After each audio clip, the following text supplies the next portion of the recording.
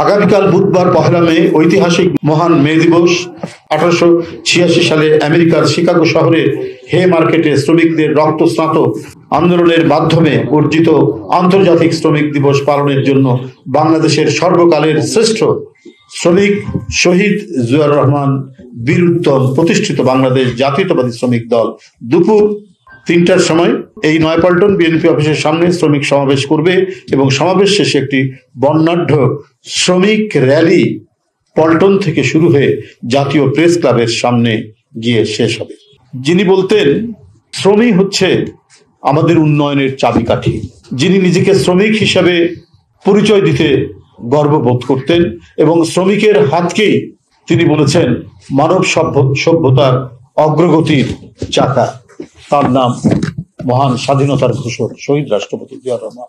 তার সময় থেকে শুরু হওয়া শ্রম আইন থেকে শুরু করে বিএনপির আমলে, যতবার বিএনপি ক্ষমতায় এসছে তখন থেকেই এদেশে শ্রম আইন সংস্কার ও আধুনিকীকরণ, বেতন ও মজুরি কমিশন গঠন, গার্মেন্টস শ্রমিকদের ন্যূনতম মজুরি নির্ধারণ বাস্তবায়ন ও তাদের বোনাস প্রদানের ব্যবস্থা গ্রহণ, শ্রমিক কল্যাণ ফাউন্ডেশন গঠন, গার্মেন্টস শ্রমিকদের সন্তানদের চিকিৎসা ও তাদের লেখাপড়ার জন্য বিশেষ ব্যবস্থা গ্রহণের মাধ্যমে বাংলাদেশের শ্রমিক সমাজের ভাগ্যোন্নয়নের যথাযথ কর্মসূচি গ্রহণ করেছিলেন শহীদ রাষ্ট্রপতি জিয়াউর রহমান থেকে দেশনেত্রী বেগম খালেদা জিয়ার সরকার যখনই ক্ষমতা এসছে এই কাজগুলো দ্রুত গতিতে তারা করেছে।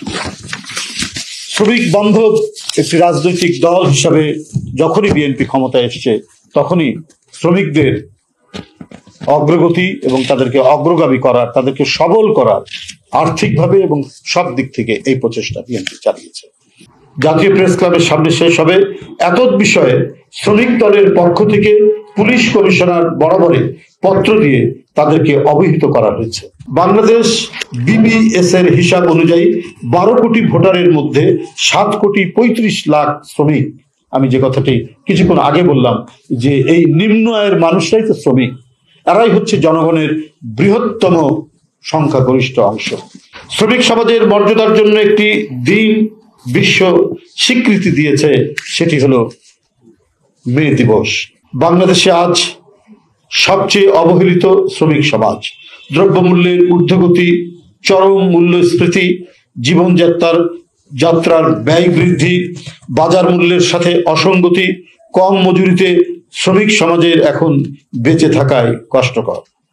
এছাড়াও সরকারের ফ্যাসিবাদী মনোভাব ও অগণতান্ত্রিক শ্রম আইনে মালিক পক্ষের স্বার্থকে প্রাধান্য দেওয়ায় শ্রমিক সমাজ সর্বত্র হয়রানি সহ নানাবিধ অসুবিধার সম্মুখীন হচ্ছে।